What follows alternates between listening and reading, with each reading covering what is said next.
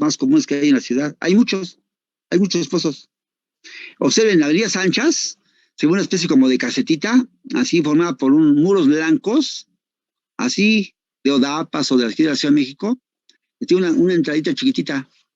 Ahí, nada, ¿saben cómo los encuentran muy fácil? Encuentran una pipa de agua que vean que va circulando, y ese día dedíquense a seguirla. Va a ir a ese pozo de extracción de agua, va a ir, se va a formar, van a llevar la pipa y se va a las ciudades, a las colonias aledañas a repartirla. La reparte y vuelve a regresar a formarse a ese pozo de extracción. Hay muchos pozos, hay muchos. ¿Cómo la ven? Bastantes pozos. Yo diría que demasiados pozos. Es como si ustedes van con su novia, su novio a la cafetería y como están muy enamorados, agarran de un solo vaso de malteada 2 popotes y empiezan a tomar. Los dos tomando de la malteada. Más que aquí la malteadota de la Ciudad de México, estamos aquí haciendo popotitos, por lo menos 2,000 pozos. ¿Cómo la ven? Estamos aquí bombeando en forma como el orden, como 2,000 pozos. Dice la gente de Conagua, la gente de aquí de Aguas. No, dice, son muy poquitos, no es cierto. En forma clandestina, muchas empresas en forma clandestina están bombeando agua. Y les comento una anécdota que me pasó. Hace mucho tiempo en una empresa aquí en la zona del norte de la ciudad, no digo dónde ni el lugar, estaba haciendo un trabajo de exploración y muestreo. Yo llegaba a la obra en las mañanas y veía que el agua del nivel freático estaba bien profunda. Estaba como a 12 metros el agua, ahí por Santa Clara, en la ciudad, en el norte de la ciudad. Allí entonces encontré el agua como a 12 metros. En el transcurso del día, el agua subía y la encontraba como a 2 metros o 3 metros de profundidad. Y así pasaba diario. En la noche me iba a la casa a descansar, dejaba el siguiente día y estaba batida el agua como 10, 12 metros, 15 metros el agua batida. Y digo, qué raro está esto. Y al día siguiente, pues empezaba a recuperarse el agua otra vez. En la noche otra vez estaba el agua como a 3 metros, por lo mucho. O sea, había una oscilación como de 9 a 10 metros diario. Entonces pasó algo bien curioso. Cuando me moví la máquina, la perforada, de un sitio a otro, agarré un arbolito que estaba por ahí, como de 10 centímetros de diámetro el arbolito, que yo supuse que iba suficiente para ahí agarrar mi cadena de la perforada y ahí jalar la máquina. Yo agarro una parte firme y con la máquina me jalo al punto siguiente. Entonces me hizo muy fácil agarrar ese arbolito y lamentablemente al jalar el arbolito lo arrancamos. Es un árbol muy pequeñito en raíces. Entonces casi con el primer jalón de la perforada arranqué el arbolito y que se cae el arbolito. Dije, ya me endrugué con esta empresa. ¿Qué creen que pasó? Descubrió una entrada subterránea a un pozo que tenían ahí oculto del suelo para abajo. No se veía el pozo. Cuando le reporté al dueño lo que había hecho, me dijo, no se preocupe, ingeniero, así pasa, porque pensó que no había visto yo el pozo. Entonces al revisar, él no me dijo nada, le dañé su arbolito y parte del jardín porque vio que descubrí el pozo. Entonces él con su gente hizo la excavación, plantó el arbolito y ya volvió a ocultarlo, pero pensó que me di cuenta que había un pozo clandestino. Entonces imagínense, esa empresa, después dijo, oye, está mal eso que hiciste. Me dijo que estaba en trámite el pozo, pero no lo habían permitido hacer y él lo hizo en forma clandestina, esa empresa. Entonces, así como descubrí ese pozo clandestino, debe haber por lo menos el doble de lo que uno estima. Dice la gente de Conagua, hay como 1,200 pozos activos legales porque lo autoriza el gobierno, pero en forma clandestina se sabe del doble, o sea, más de 2,000 pozos en forma real. ¿Cómo la ven? Entonces, yo creo que no está alejada de la realidad, que están del orden del doble. O sea, la malteadota que es la Ciudad de México, el agua que existe, la están chupando 2,000 o más popotitos. Imagínense este suelo que está a un cierto nivel, al año siguiente decrece. Está chupando la malteada muy rápidamente. Es como ustedes salen con su novio y su novia chupando en su habitación su malteada, y de repente ven que baja muy rápido el volumen, y se dan cuenta que están sus amigos alrededor también tomando la malteada. O sea que están aquí tomando mucha gente no invitada a la malteada. Imagínense entonces cómo el volumen del agua decrece, pues sí, bruscamente decrece, porque el agua está siendo chupada bruscamente. Es una hoyota gigantesca de muchos kilómetros cuadrados. Imagínense la ciudad cuánto mide en área. Pero profe, Adelante. Si no, si se separaran los pozos, no sé, un día, ¿cree que se inundaría toda la ciudad? No, no se inundaría, porque hay Tampoco. drenaje profundo que aquí existe en la Ciudad de México y lo sacamos rápidamente. Lo poco que llega a recuperarse, lo que se recupera, saldría en forma rápida. No se inundaría. No, ya no. Bueno, ya no, porque tenemos buen drenaje en la Ciudad de México. Excelente drenaje. Inclusive va a media capacidad. Los tubos de drenaje son de 5 metros de diámetro o mayores y no van ni a la mitad de llenos. No se inundaría nunca. Ya no. Antiguamente sí, pero ya no ahorita. Ok, entonces eso está pasando en la Ciudad de México, hundimientos regionales. De hecho, le platico eso en el colegio y todos se espantan. ¿A poco? Y yo, sí, así está pasando en la Ciudad de México. Nunca se va a dejar de abatir, porque nunca vamos a dejar de consumir agua. Por eso yo hago hincapié que el agua la cuidemos, lavemos el carro con una cubeta, o no lo lavemos, no se descompone el carro si está sucio. No pasa nada. No estamos en Dubái que te multen por estar sucio el carro. Entonces aquí, si está sucio no pasa nada, pero no gastan tanta agua. Hay gente que lo lava con la manguera libre, es que qué inconsciente. En épocas de calor saca su alberca aquí a bañarse. Qué inconscientes. Bueno, en fin, cada quien. ¿Por qué lo digo inconscientes? Porque yo ya estoy viejo, yo en unos 10 años me muero. Ustedes están jovencitos, ustedes y sus hijos van a pelear en el futuro no más de 50 años porque no va a haber agua en la Ciudad de México, no va a haber agua para consumo, menos para bañarse, menos para regar jardines, no va a haber nada de agua. Acuérdense de mí, en 2021. Ustedes los va a tocar vivir 2071. Acuérdense de mí. Pasa mucho tiempo. No, el tiempo vuela.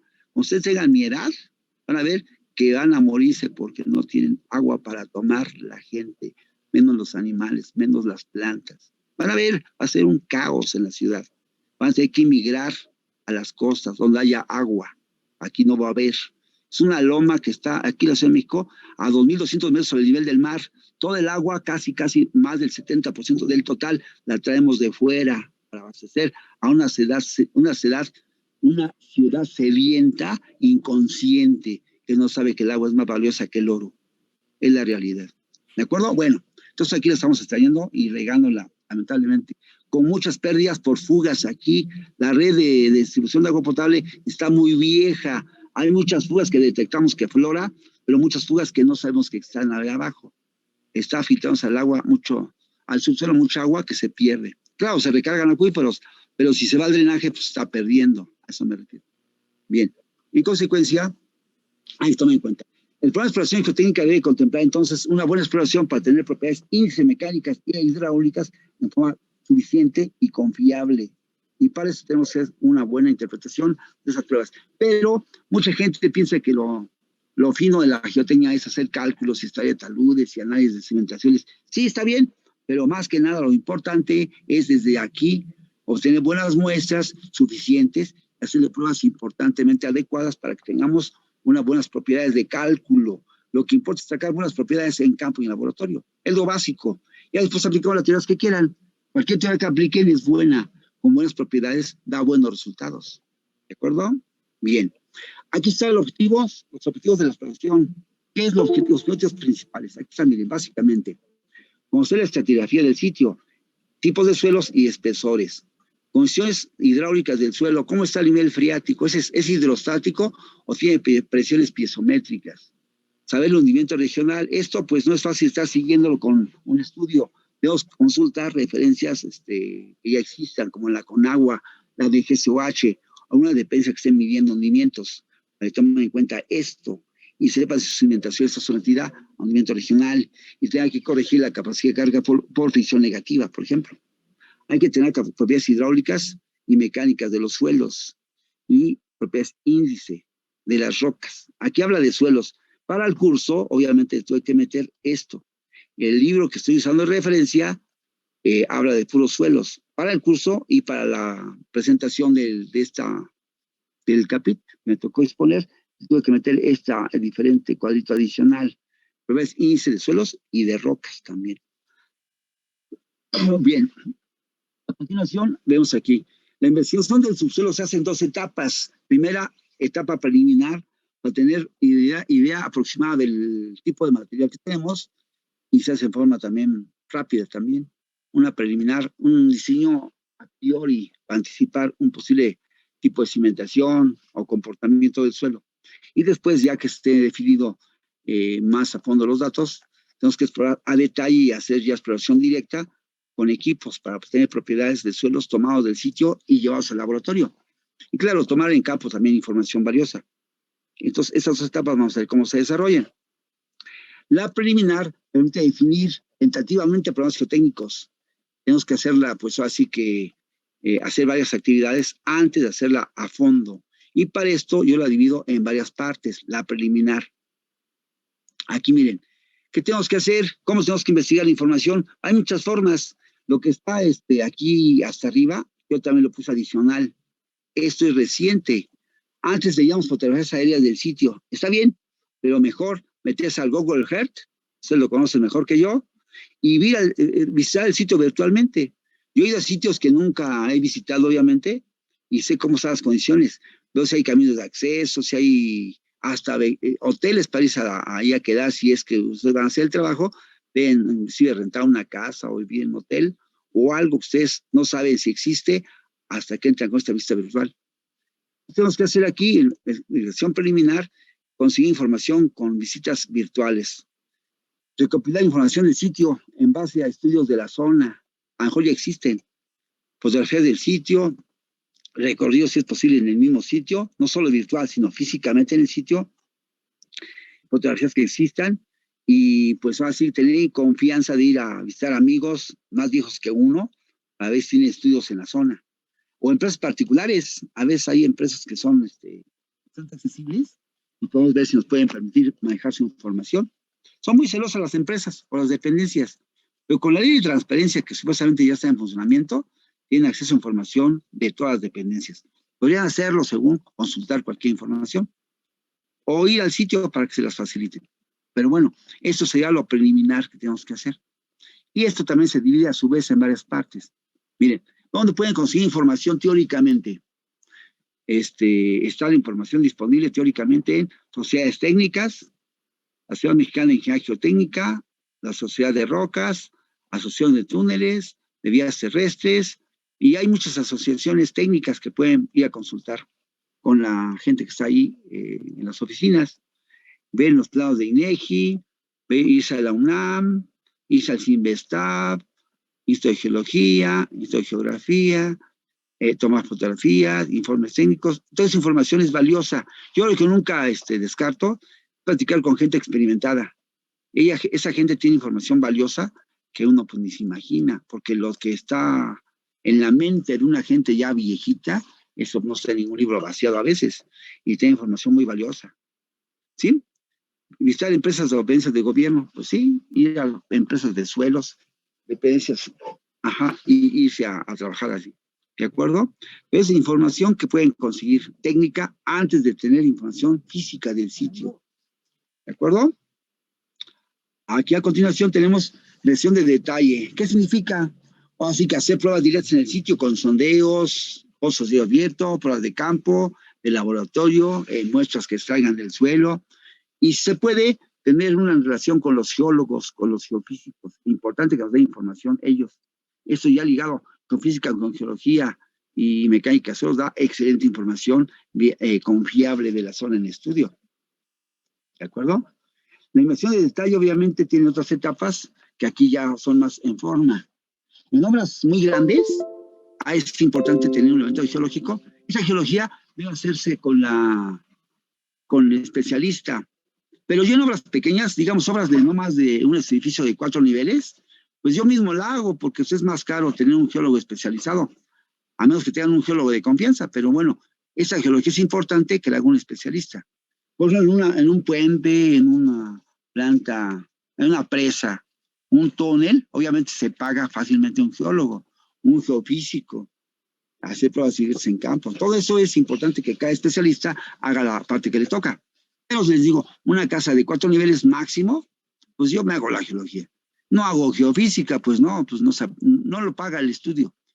Hago mis sondeos, lo necesario, por cielo abierto, un sondeo pequeño, pero tengo pruebas del sitio, hago pruebas de penetración, muestramos suelos y rocas, tenemos resistencia de deformabilidad del material, pruebas de permeabilidad si es el caso.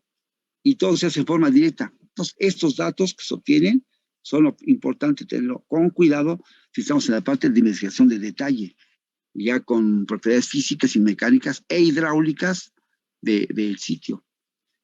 Hay que, si es posible, también si la obra lo merita, hay que hacerle instrumentación.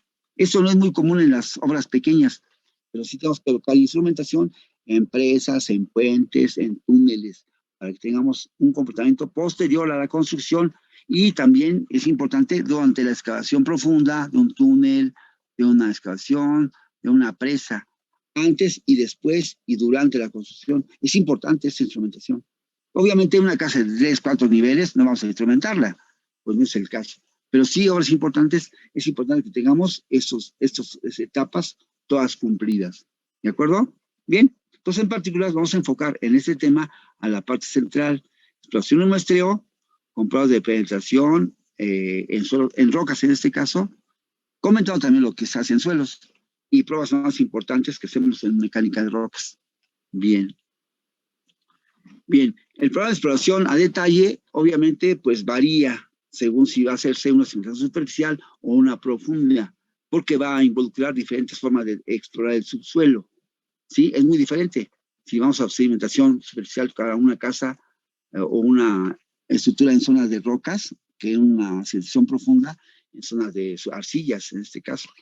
En este caso tenemos que ver cómo explorar en forma adecuada y confiable. Es importante que hagamos eso. En este caso tenemos que identificar bien claramente qué es una cimentación superficial y una profunda. Recordarlo rápidamente. Aquí tenemos la cimentación superficial, miren, zapatas aisladas, losas, bueno, esta puede ser corrida también, losas reforzadas con contratraves, cajones parcialmente compensados, cajones con pilotes trabajados por adherencia o fricción a la falla, pilas apoyadas por punta en estratos compactos o cilindros con un diámetro o sección transversal mayor a 3 metros de sección transversal y huecos. Bueno, aquí están los tipos de cimentación más comunes. Y para seleccionarlas, el doctor Tamés nos da esta figurita. Esta figurita es como la da directamente el doctor Tamés, que en mi opinión muy particular, así muy particular de mi forma de trabajo, yo aquí la modificaría un poquito. ¿Por qué? Porque yo, por ejemplo, una estructura pequeña, con poca carga, así tenemos en la parte vertical izquierda, la estructura, magnitud de carga, y una estructura con carga pequeña como un edificio hasta de 4 niveles, yo no usaría pilotes o pilas, aunque tenga baja resistencia y alta compresibilidad. Yo aquí pongo una división, es decir, usaría un cajón o inclusive losas. Es decir, aquí yo dividiría, así mire, es forma de dividir, pero aquí cuidado, yo sugiero esto, pero no me crean, yo no sé nada de geotecnia, nada más, yo así lo haría. Yo en una estructura pequeña, yo no usaría pilotos o pilas, nunca, ni porque fuera una arcilla blanda, súper blanda, no. Se puede compensar la carga sin problema con un cajoncito. Inclusive la estructura con carga pequeña, tal vez pase por losas. Aquí está mal esta división. Aquí hay una división, aquí falta una división. Vamos a poner la división para que haga la división. Aquí la borré. Copiar y pegar. Aquí, miren, yo dividiría aquí. A ver qué les parece. Falta una división que está aquí. Así. Perdón, está mal dividido. Así. O sea, zapatos hasta acá. La losa iría aquí posiblemente o un cajón, posiblemente. Así sería una cimentación más probable que no usar pilas. No sé si me explico. Aquí vean cómo dice el doctor Tamés, que se maneje inclusive en cargas muy pequeñas, pilas o pilotos en arcillas muy blandas. No, yo aquí no lo veo factible. Yo no. La experiencia que tengo, inclusive en la Ciudad de México, con edificios hasta de 7 niveles, hemos revisado y en arcillas muy blandas hemos hecho cajones y se comporta perfectamente bien. O sea que aplica esta figurita así. El doctor también, lamentablemente, murió hace como 2 años y eso una vez nunca se lo pude comentar porque pues él así lo recomendaba. Nunca quiero contradecirlo, obviamente, pero yo así lo haría, pero muy particularmente, ojo, yo no le quiero aquí hacer más que vean que esto lo haría yo. Y para que esté claro, esto lo pondría también en color rojo, porque esto no existe. ¿Sí me explico? O sea que esto no existe. Quiero que estén conscientes que aquí lo haría yo así. ¿De acuerdo? Así. Ay, esto no es. Esta es la roja. Esta es la rojita. ¿Sí lo ven todos? Y también esta línea es roja, porque no existe. Yo la pondría. Ahí está. Esa división yo la haría. ¿De acuerdo? Pero ojo, no lo dijo el doctor Tomés. Lo digo yo porque así me ha pasado en mis trabajos prácticos que yo he realizado. ¿De acuerdo? Digo, entonces es cuestión nada más de que ustedes piensen lo que está pasando y yo así lo haría. Pero es una aclaración muy burda, En materiales con cargas muy grandes, como un edificio de varios niveles, en suelos de muy alta resistencia y baja complejidad, como un suelo duro o compacto, obviamente, fíjense, cargas muy grandes, puede ser una losa o pueden ser zapatas. Es muy difícil que hagamos uso de pilotes o pilas. ¿Por qué?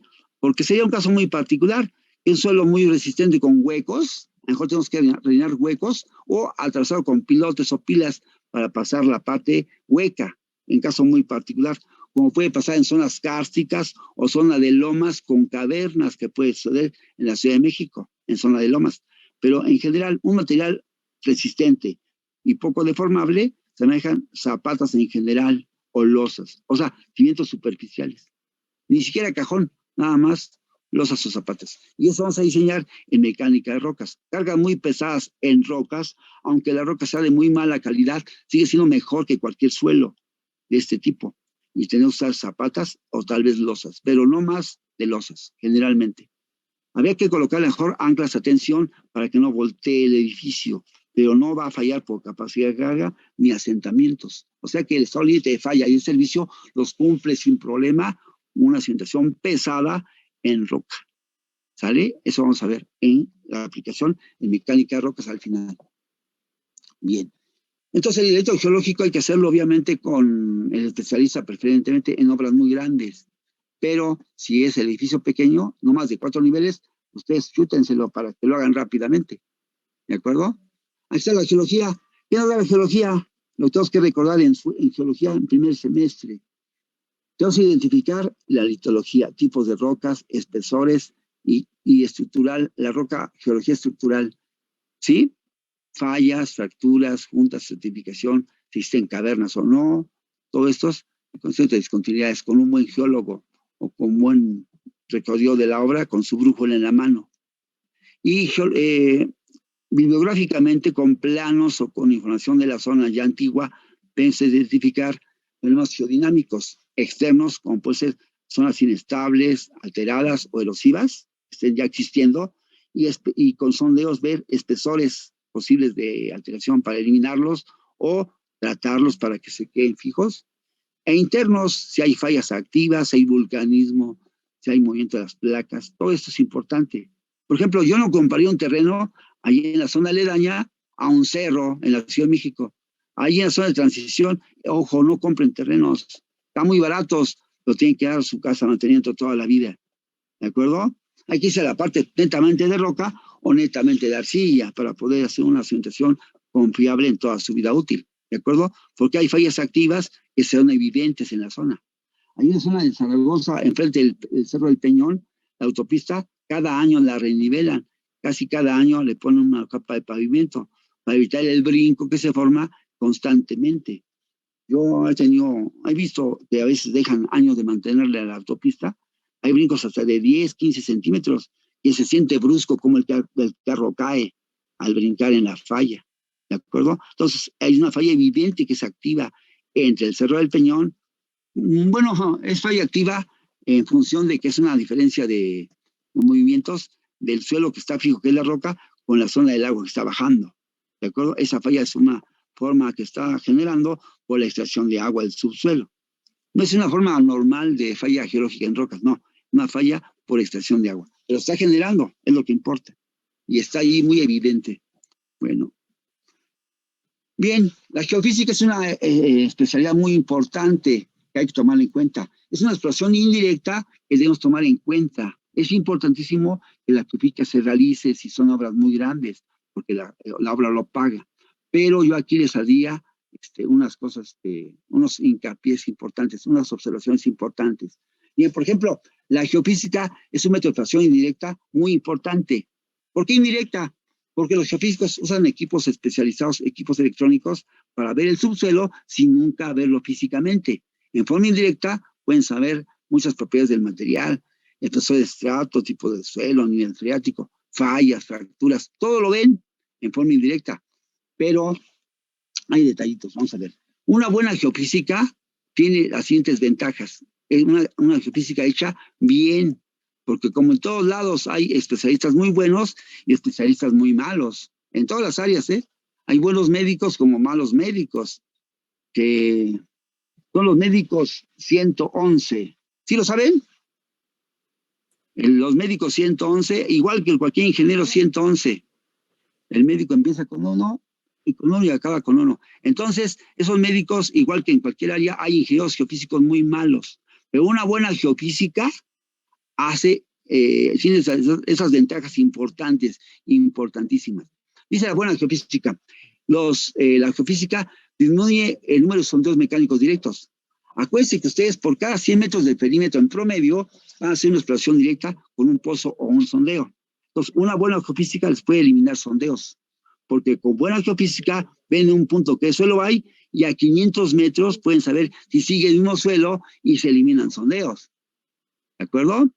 Un estudio geofísico bien hecho complementa el estudio geológico. El geólogo te da una exploración superficial y el geotécnico también. Pero si tienes poca exploración, él, basándose en tu sondeo que le entregues, te puede complementar y ver algo que tú no viste físicamente. Te puede decir qué propiedades puede tener si cambia físicamente. Y una buena geofísica también te da dónde explorar en forma directa. Te puede decir en dónde hay algo específico que investigar. Ellos le llaman anomalías. Encuentran anomalías en el suelo, ellos pueden asociarlas a algo que no ven. Por ejemplo, ellos pueden decir, en ese punto parece que hay una caverna. Te sugiero que la explores, porque esta caverna está de tal tamaño y tal profundidad. Ellos te dicen esto. Dicen, no sé qué es exactamente, pero te sugiero que hagas un sondeo allí. O sea, te precisan puntos específicos donde explorar. Entonces, esas tres ventajas las da una buena geofísica. Pero cuidado. Sin embargo, para que los resultados sean confiables, una buena geofísica debe cumplir 3 requisitos básicos. Si estos requisitos, uno de los 3 o los 3 no se cumplen, la geofísica, perdónenme, los geofísicos, es pura basura. Si no cumple esos 3 requisitos. Miren, por ejemplo, la geofísica bien aplicada debe aplicar el método adecuado. Hay muchos métodos, hay más de 10 métodos diferentes, que si lo aplica en forma correcta, el correcto da excelentes resultados. Aparte, el equipo debe estar bien calibrado, es decir, el equipo debe estar funcionando bien, debe estar calibrado, pues tiene un cierto tiempo de vida útil, pero debe checarse frecuentemente que esté funcionando bien, equipo bien calibrado. Y tercero, que los resultados que obtenga el equipo en forma indirecta sean interpretados por un especialista con amplia experiencia. Preferentemente, el que interprete haya ido al sitio a levantar datos, él sea el que interprete. Porque si el que está interpretando no tiene idea de lo que está haciendo el de campo y no interpreta, no tiene experiencia, no tiene el colmillo que se requiere con los años, quién sabe qué está interpretando. ¿De acuerdo? Puede ser que haya información que están ellos interpretando y no sea real, porque el equipo da unos ciertos resultados que a lo mejor están mal interpretados. Entonces, cuidado, si falta alguna de esas 3 condiciones, esos 3 requisitos, la geofísica no sirve. Está bien el equipo, está el método adecuado, pero el que interpreta no tiene experiencia. Sacó en la carrera puros 10, pero no tiene experiencia de interpretar. ¿Quién sabe qué interprete? ¿De acuerdo? O al revés, es un excelente geofísico con años de experiencia, pero el equipo que le está reportando los resultados no estaba calibrado. Pues él interpreta lo que arrojó el equipo, pero quién sabe si está bien calibrado. Y finalmente, pues está interpretando, está haciendo un trabajo un excelente geofísico, pero no usaron el método adecuado. Usaron, no sé, les dolía la cabeza y comieron, y no era por hambre, sino porque pues a lo mejor algo les pasó que les dolía la cabeza por algo. O sea, no era la herramienta adecuada, no era la medicina adecuada para hacer exploración. Entonces, quién sabe qué arroje. O sea, cada suelo, cada problema en particular, hay que usar el equipo y el método adecuado. Si no, quién sabe qué arroje de resultados. ¿De acuerdo? Hay equipos que arrojan resultados excelentes según para lo que son los equipos, especialmente el método y el equipo. O si el equipo y el método no son adecuados, quién sabe que estén obteniendo resultados falsos. ¿De acuerdo? Bueno, entonces es importante que hagan estos casos. Y aparte que sepan que preferentemente un geofísico requiere preferentemente un sondeo mecánico directo para ahí tomarlo como base y correlacionar en forma indirecta. Él lo que hace es obtener correlaciones de tipo de suelo y comportamientos en base a lo que él ve en forma indirecta. Pero si conoce un sondeo de la zona, va a ser una buena interpretación más real, porque va a correlacionar con datos que físicamente ve en el sitio. ¿De acuerdo? Dice, ese estrato de tal a tal profundidad y en tal zona es una arcilla de tal característica, porque tengo un sondeo a un lado y eso me está interpretando físicamente el material.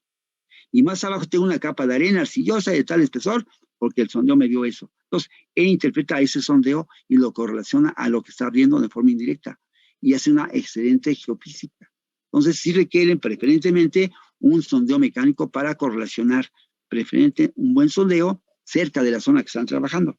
Si no lo tiene, tampoco pasa nada, porque son geofísicos excelentes.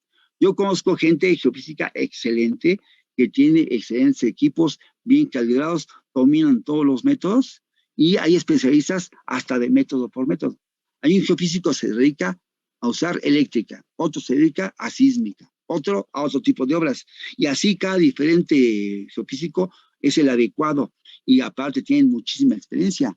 Mismo tienen como 20 años que se dedican a esto, los que yo conozco, y son excelentes estudios. Y por lo mismo tienen muchísimo trabajo. Un trabajo geofísico, un trabajo bien hecho, se recomienda solo. Si usted hace un trabajo excelente, nunca les va a faltar trabajo, porque la gente que le trabajen bien se va a recomendar de uno a otro, se pasa la voz uno a otro. Igual, si hace un trabajo mal hecho, también se pasa la voz. Y si no tienen trabajo, es porque son un trabajo de mala calidad que se pasó de voz y no los vuelve a llamar nadie. Entonces, cuidado con eso. Si no tienen trabajo, pues piensen en lo que están haciendo de trabajo. Igualmente están haciendo las cosas mal y por lo mismo, pues no tienen por qué quejarse si no hay chamba, porque lo están haciendo mal y la gente no es tonta. Va a pagar por un trabajo que les resuelva el problema, no les ocasione broncas. ¿De acuerdo? Entonces, ojo, un testigo geofísico bien hecho debe tener una buena, cumplir condiciones, porque va a servir bastante para resolver problemas en la ingeniería civil, bastantes problemas interesantes. Nos ahorra dinero, nos ahorra tiempo, pero también mal hecho es pura basura. ¿De acuerdo? Bien, entonces esta es la geofísica. Aquí tengo adelante dos tipos de situación geofísica que se manejan. Preferentemente, en la geofísica se maneja reflexión sísmica y resistividad eléctrica. Es lo más común en la práctica. Y pues son estudios adicionales como downhole, crosshole, que también se manejan, pero no son muy comunes, son más especializados y un poco más caros. Entonces, ¿qué se requiere? Pues hacer lo mismo necesario que es geofísica a través de refracción sísmica y resistividad eléctrica. Esa interpretación de cada uno de los dos es muy interesante y sobre todo sus usos. Vean, aquí tengo un esquemita de reflexión sísmica. ¿Qué es físicamente la reflexión sísmica? Es básicamente darle un golpe al subsuelo en una placa que está aquí, con un mazo, con un marro, o también a veces hace un pequeño hoyo en el subsuelo y detonan un pequeño explosivo. Ese golpe o el explosivo genera ondas sísmicas que viajan en el subsuelo y se transmiten en el subsuelo hasta que rebotan un estrato más duro o más compacto. La onda viaja por el suelo, rebota y esa señal sísmica, esa onda sísmica es captada por un geófono. Aquí tenemos geófonos, son 12 geófonos que captan la señal y la retransmiten, la llevan a un sismógrafo. Ese sismógrafo ve o interpreta en qué velocidad viaja la onda sísmica en el subsuelo. Ese viaje de la velocidad sísmica es muy rápidamente, aunque el sol salga muy blando o muy suelto. Y dependiendo de la velocidad de la onda sísmica en el subsuelo, el geofísico interpreta el tipo de suelo que puede existir.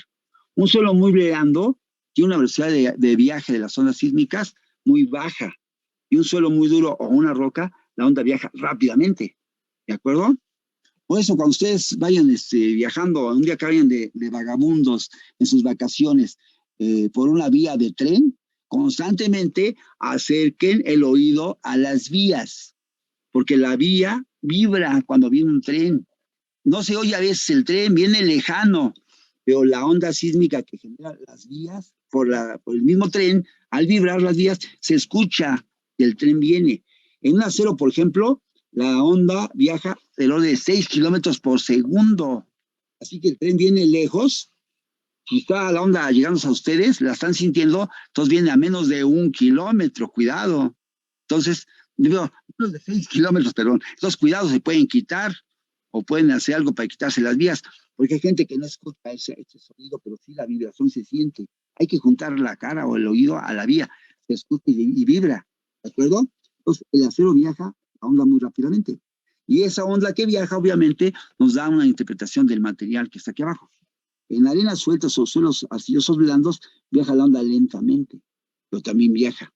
Para fines prácticos es rápida, como 300 metros por segundo viaja en un suelo muy malo, y como 6 kilómetros en un suelo muy bueno o roca. Bien, esta onda viaja en el subsuelo y se capta por los geófonos. Vean, aquí está el texto que les comento, qué es el sismógrafo, qué es los geófonos, etcétera, y cómo se interpreta esto. Ese texto quisiera que lo leyeran, para que lo tengan bien claro. Porque antiguamente la pregunta del examen decía, describa brevemente el método de reflexión sísmica. Pues así no se puede preguntar, porque nada más lo copian de aquí y lo pegan en su respuesta. O sea, qué chiste, ¿no? Lo que quiero es que lo lean cada quien en forma consciente y sepan qué es el método. Método de reflexión sísmica. Ahí con calmita en su casa. Consiste en determinar el tiempo de arribo de las ondas longitudinales sísmicas generadas por una pequeña explosión o impacto a geófonos captores que envían la señal a un dispositivo receptor, un sismógrafo, como la cual se interpreta pues, el tipo de suelo. Pero aquí la velocidad que viaja, la onda sísmica, pues es lo que significa cuál es el material que tenemos abajo. Aquí tenemos el dispositivo general de la onda, que puede ser un explosivo o un marro instrumentado, un conjunto de los 12 geófonos electromagnéticos que vibran al sentir la señal sísmica y que transforman la energía eléctrica y la pasan al sismógrafo. El sismógrafo receptor es un software que tiene el equipo que transmite la señal que recibe a una señal gráfica y puede interpretar pues qué tipo de, primero la velocidad que tiene la onda y segundo interpretar el tipo de suelo. Entonces aquí usted tiene forma de obtener con este método pues interpretar estratigrafía, espesor de estrato, clasificar suelos y rocas, estimar módulos dinámicos elásticos del material, o sea, pueden sacar datos para diseño preliminar de cimentaciones, de alguna obra, pueden trabajar. Entonces, una buena geofísica da una buena idea a cortos tiempos, porque una buena geofísica se realiza en poco tiempo. Ustedes siguen explorando de forma directa en campo con equipos de mecánica de suelos y los geofísicos ya acabaron. Van a la obra juntos y ellos se regresan a la semana por lo mucho. Y yo sigo en la obra hasta un mes, mes y medio, y no acabo mis estudios directos. Pero ellos acaban en campo no más de una semana, semana y media. Trabajos muy amplios, muy grandes. Entonces es un método muy rápido y hecho en forma confiable da buenos resultados. Sobre todo determina espesores de estrato y propiedades muy fácilmente. Bueno, entonces estos datos son interesantes que lo tengan en cuenta. Y aquí nos da entonces un esquema del procedimiento de trabajo. Y aquí prácticamente cómo se interpreta. Miren, aquí tengo una interpretación burda, pero aquí funciona. Aquí, por ejemplo, se ve una gráfica de cómo se interpreta la prueba. Tengo la parte horizontal, distancia de los geófonos, separaciones. Y ahora sí, la separación depende del tipo de material. Si yo sé que la onda sísmica va a viajar en un suelo muy blando, sé que es arcilla o si es un material arenoso, los pongo muy juntos, porque va a viajar la onda a poca distancia. Es decir, un golpe muy fuerte que impacten, que dé muy fuerte aquí, viaja a poca distancia o se pierde rápidamente si ustedes no tienen material muy bueno. En un material arenoso, la señal se pierde como a 10, 15, 20 metros, ya no se siente la señal, porque se pierde la señal rápidamente. Entre grano y grano se pierde el contacto, entonces no viaja mucho la señal, mucha distancia.